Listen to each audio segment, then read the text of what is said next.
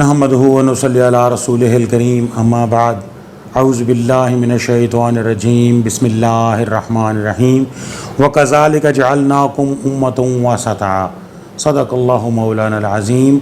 नाज़रीन कराम अस्सलामु अलैकुम व रहमतुल्लाहि व बरकातुहू। रमज़ानुल मुबारक के ख़ुसूसी प्रोग्राम रहमत रमज़ान के साथ ISP स्टूडियोज़ से मैं हूँ आपका मेज़बान इफ्तिखार अली गिलानी। नाज़रीन, अल्लाह तबारक व तआला ने हमें उम्मत वस्त बनाया। आज हमारे प्रोग्राम का मौजू है रोज़ा और एतदाल पसंदी। हमें एतदाल करना चाहिए। एतदाल क्या है, इसके बारे में गुफ्तगू करने के लिए हमारे स्टूडियोज़ में मौजूद हैं मोहतरम जनाब डॉक्टर हाफिज़ फ़याज़ अहमद फ़ारूक साहब, असिस्टेंट प्रोफेसर शोबा उलूम इस्लामिया ISP मुल्तान।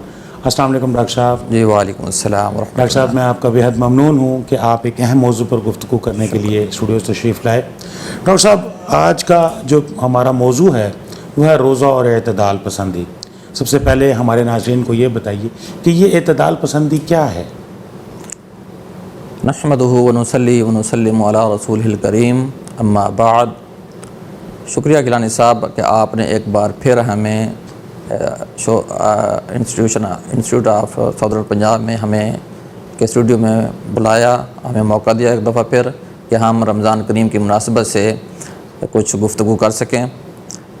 और ये जो आपका प्रोग्राम है माशाल्लाह रहमत रमज़ान बहुत अच्छा है, लोगों को बारे में कुछ न्यू इन्फॉर्मेशन चीज़ें बता रहा है ताकि लोग रमज़ान करीम को बेहतर से बेहतर अंदाज में गुजार सकें और नेकी की जो बहार है उस बहार से कुछ ना कुछ इस्तेफ़ादा कर सकें। जी बिल्कुल, बहुत शुक्रिया। आपने जो सवाल किया, असल में शरीयत को जो बुनियादी मकसूद है वो इतदाल पसंदी या मियाना रवी है। इसके बारे में हमें बहुत सारी मालूमात जो इस्लाम में मिलती हैं, यानी कुरान और हदीस के अंदर, वो हम देखें तो हमें मालूम होता है कि जो शरीयत को मकसूद है वो गुल्ब या इंतहा पसंदी या शिद्दत पसंदी नहीं है, बिल्कुल, बल्कि जो मियाना रवी या इतदाल पसंदी की हमें तालीम दी गई है। और अगर हम इतदाल पसंदी को देखें या मियाना रवी को देखें तो इसका मतलब ही यही है कि इतदाल पसंदी से मुराद शरीयत के तमाम अहकामात के अंदर ऐसी चीज़ें काम करना कि जिसमें ना अफराद व तफरीत हो, ना शिद्दत पसंदी हो और ना कोताही हो। बिल्कुल। और इसी के बारे में फिर जो आपने आयत मुबारक तिलावत की है कि वकज़ालिका जअलनाकुम उम्मतन वसता, इस उम्मत को उम्मत वस्त भी इसीलिए बनाया गया है कि ये वो उम्मत है कि जो शरीयत के तमाम अहकामात के अंदर मियाना रवी इख्तियार करती है, यानी कि इतदाल पसंद इख्तियार करती है। बल्कि इमाम इब्न जरीर तबरी ने तो इस आयत की तफसीर करते हुए लिखा है कि ये जो उम्मत है ये असल में अपने तमाम शरई अहकामात के अंदर मियाना रवी इख्तियार करती है, इतदाल पसंद इख्तियार करती है। और बिलखसूस उन कौमों की तरह जैसे नसारा की तरह ये अपने अहकामात के अंदर शिद्दत पसंदी या गुल्ब पसंद इख्तियार नहीं करती, या फिर ईसा अलैहिस्सलाम के हवाले से इंतहा पसंदाना बातें नहीं करती। बिल्कुल इसी तरह अहले यहूद के अंदर भी ये चीज़ें हैं, उनके बारे में भी कहा गया कि वो भी अल्लाह के अहकामात में गुल्ब से काम लेते थे, कतमान से काम लेते थे, अल्लाह के अहकामात को छुपा लेते थे, अपने अंबिया को कत्ल कर देते थे। और इसी तरह उनके जो अहकामात थे वो अल्लाह के साथ फिर झूठ भी बांधते थे, कतमान भी करते थे, इफ्तरा भी करते थे। तो ये चीज़ें हमें शरीयत इस्लामिया के अंदर तो बुनियादी तौर पर जो हमें तालीम दी गई है वो मियाना रवी और इतदाल पसंदी की तालीम दी गई है कि आप अपने तमाम मामलात के अंदर मियाना रवी इख्तियार करें, इतदाल पसंदी इख्तियार करें, गुल्ब से काम ना लें। जी बिल्कुल। देखें डॉक्टर साहब, माशाल्लाह बहुत अच्छे अंदाज में आपने एतदाल पसंदी की वजाहत की है। देखें, ये एतदाल पसंदी की दो हम अगर बड़ी किस्में बनाएं तो एक हैं हमारी इबादत और दूसरे हैं हमारे मामलात। इबादत पर हमने पहले भी बात की है, यानी हम इबादत में तो ज़ाहिर है जो हमें शरीयत हुक्म दे रही है उस तरह से हम वो इबादत को कर रहे हैं।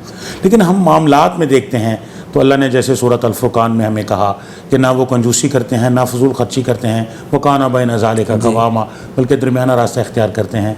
आप इस बारे में हमारे नाज़रीन को क्या बताएंगे? जी बहुत ज़बरदस्त। असल जो हमारा मौजू है वो इसी हवाले से हमें गुफ्तगू करनी चाहिए या हमारे नाज़रीन को इसके बारे में समझना चाहिए। जी देखिए, हम जब शरीयत की बात करते हैं तो शरीयत इतदाल पसंदी की हम बार बार बात कर रहे हैं। एक तो शरीयत के अंदर जो बुनियादी चीज़ हमें मिलती है रोज़ा के हवाले से कि रोज़ा हमने रमज़ान करीम में रखना है, ये रोज़ा फ़र्ज़ है और फ़र्ज़ का मकसद भी बता दिया रोज़े का, वो तक़वा का हसूल है।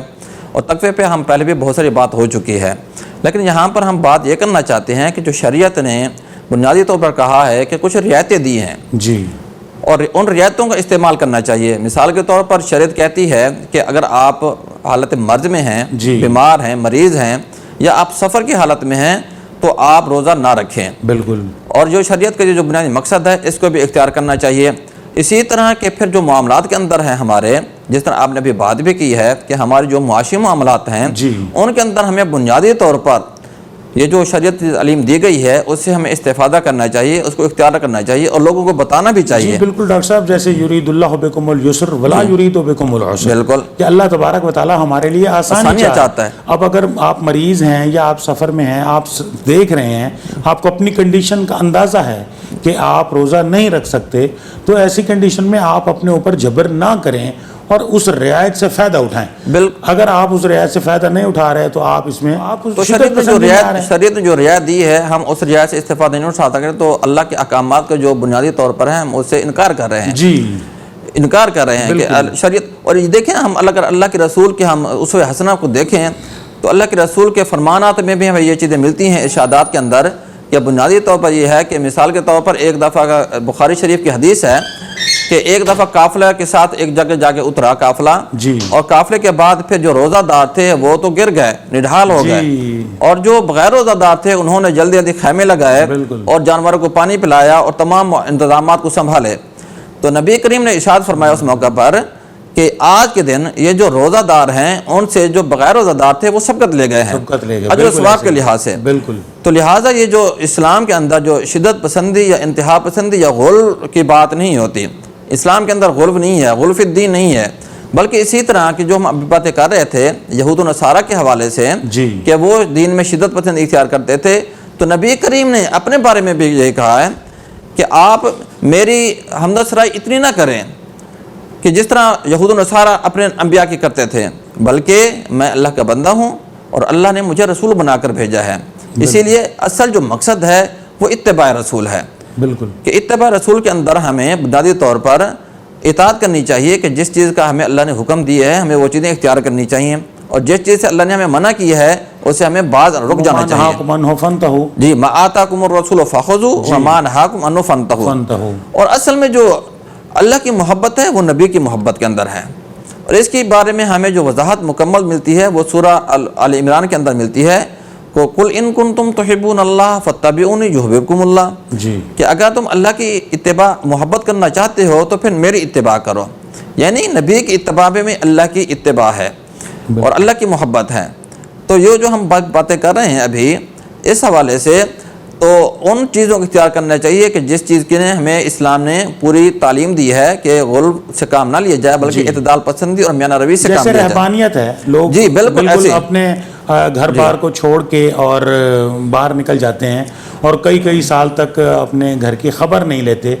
تو شریعت تو کہتی ہے کہ آپ کے یہ بھی تو ذمہ داری ہے نا. بالکل، آپ کے بیوی بچے ہیں، آپ کے والدین ہیں، آپ کے حقوق و فرائض ہیں، آپ ان کو بھی ادا کریں اور آپ عبادات بھی کریں، آپ تبلیغ بھی کریں، آپ باہر بھی نکلیں، سارا کچھ کریں، لیکن اس کے درمیان میں اعتدال ہونا چاہیے. بالکل، آپ کی اس بات سے نبی کریم کا ایک اسوہ حسنہ کا واقعہ میرے ذہن میں آ گیا ہے کہ وہ بھی بخاری شریف کی حدیث ہے کہ ایک دفعہ 3 آدمی ازواج مطہرات کے پاس آئے اور ان سے پوچھا کہ آپ صلی اللہ علیہ وسلم کی عبادات سے متعلق، اور جب ان کو بتایا گیا کہ آپ صلی اللہ علیہ وسلم کے معمولات کیا ہیں عبادات کے حوالے سے، تو وہ انہوں نے اس کو کم سمجھا اور یہ سمجھنے لگے کہ ہم کہاں اور نبی کی ذات کہاں.